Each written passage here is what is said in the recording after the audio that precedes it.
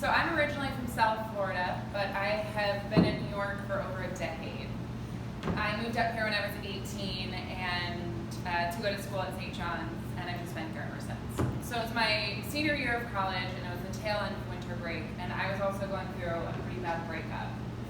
It was my first adult relationship, and it was really tumultuous.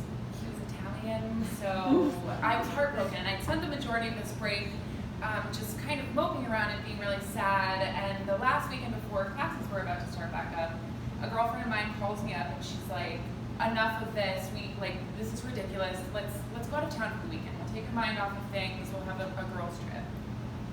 And it wasn't a bad idea. I had a car up here at the time, so it was like we could go anywhere we want, as long as it's in the tri-state area. So we decided we're gonna go to Washington, D.C. We'd both never been before. We're gonna check out the nightlife and see a couple monuments, and it was gonna be just what I needed. So we get down there, and to put it lightly, it fucking sucked. We get down there, and just like we're out of town, everyone else is out of town too, so it's dead, and then we also hear on the radio on the drive down that there's a pretty bad storm that's brewing. So it's kind of gray and like extra cold. But worst of all, we find out almost immediately upon getting there that my driver's license had expired. I had no idea. I had my places in New York that I would frequent, so I wasn't really getting carded anymore, but apparently in DC it's kind of a big deal. So I couldn't get into any of the bars, and here we are, and it's this girls' weekend, but it's a ghost town, and I can't even get a beer. So we wake up on the last morning, and we decide this place is a dump. We're gonna get out of here. There's a storm coming. We're gonna wake up early, and we're gonna drive around, and we're gonna see the sights, and we're gonna hit the road. And so we do that. We're driving, and we are just about to pull up to the first spot on this little driving tour that we've mapped out for ourselves. And I see these blue and red flashing lights in my rearview mirror. And my knee jerk is to think that he's trying to get around me because I'm going like 20 to 25. But I realize I'm being pulled over. So I pull over, and he comes up to my driver's side window, and I give him my license and registration. He says, "Do you know why I pulled you over?" And I look at him and I say, "Was I driving too slow?" And he's like, "No, your registration sticker is expired." So in a lot of states, your registration is a sticker in the windshield, so it's not really something that you would get pulled over for. But in Florida, it's this little yellow tag on your license plate with the month and year that it expires. So I explained to him that my registration is in fact current, that I had gotten the sticker in the mail and I just forgot to put it on. And so he's like, "No problem, hang tight. I'm just gonna run your plates. I'll be right back." And so we're sitting there, and a second cop car pulls up, and it's taking kind of a long time, and we're just talking about how where we've been pulled over, we just can't quite see the Washington Monument, and do you think they care if we inch up a little? Maybe we shouldn't. So the guy comes, and he's like, "I have some good news and some bad news. The good news is, you're right, your registration is current, just get that sticker on there, no problem. It's just a $50 citation." It's the good news. The bad news is, your driver's license is expired. And so he goes, "It's totally fine, I'm gonna ask you to just step out of the vehicle." So I do, and then he says, again, this is standard procedure, "I just need you to put your hands behind your back." So I do, and it's not until I feel the metal on my wrist, so I realize, oh my God, I'm being arrested.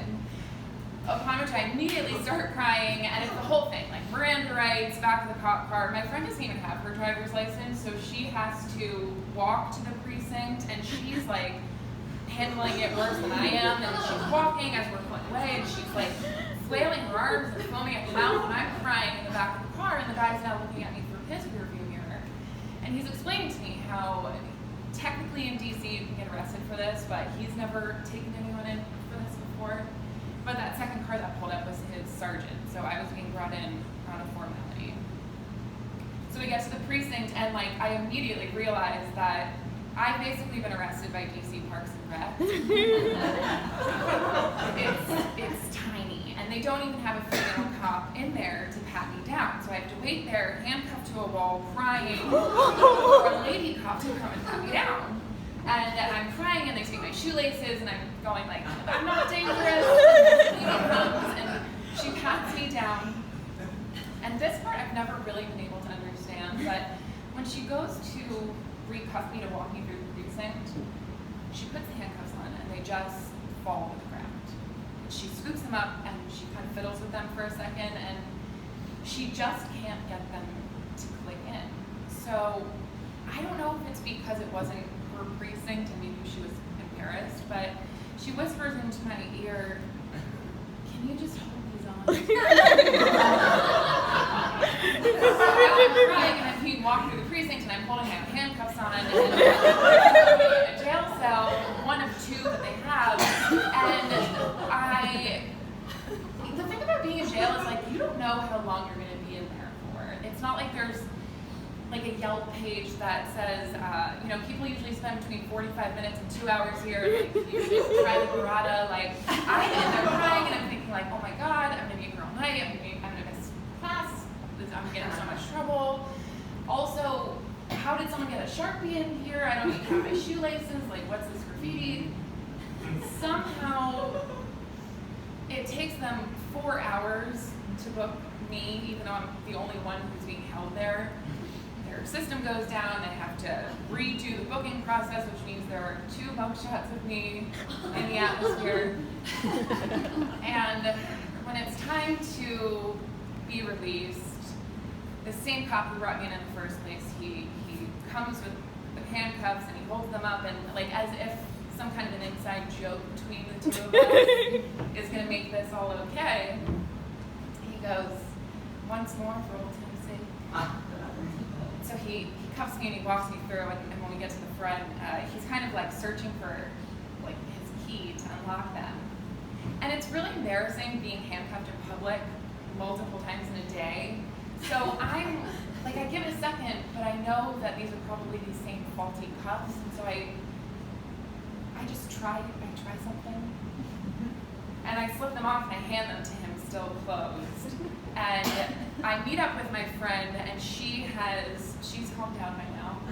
And but by this time it's like hours and hours later, and the weather is getting kind of bad. It's dark out, so we're like, we have to go. So we stop at a gas station just before we get on the road to drive back to New York, and I gotta say we're in surprisingly good spirits, all things considered. I pull up a Kit Kat and say something like, "When I was in the Slammer, I really wanted one of these." She makes some kind of joke about how we came to see the White House, and I ended up in the big house. So we get on the road, we're driving, and it's like halfway into this journey home, and it's really coming down. It's like a full-on nor'easter. And I'm in the left-hand lane, and there's a semi in the middle, and a little compact car on the right. And no one's passing each other. My radio's not on. I'm on 10 and 2. We're just talking about how pissed my dad's gonna be. When all of a sudden, I hit an ice patch. And I can tell I'm not driving anymore. My car starts skating. And we swing out, and we're now perpendicular with this semi that's now fishtailing towards us. And it passes us, and it just narrowly misses us. And the compact car misses us. And we slam into the guardrail facing oncoming traffic. But we're okay. We're freaking out. We're crying. The only injury is Aisling has broken the skin by digging her nails into me so hard. But we're fine. And no sooner does it, do I realize that we're alive, we've survived this, does it occur to me, I can't stay here. I need to get arrested. So I managed to pull my car out, and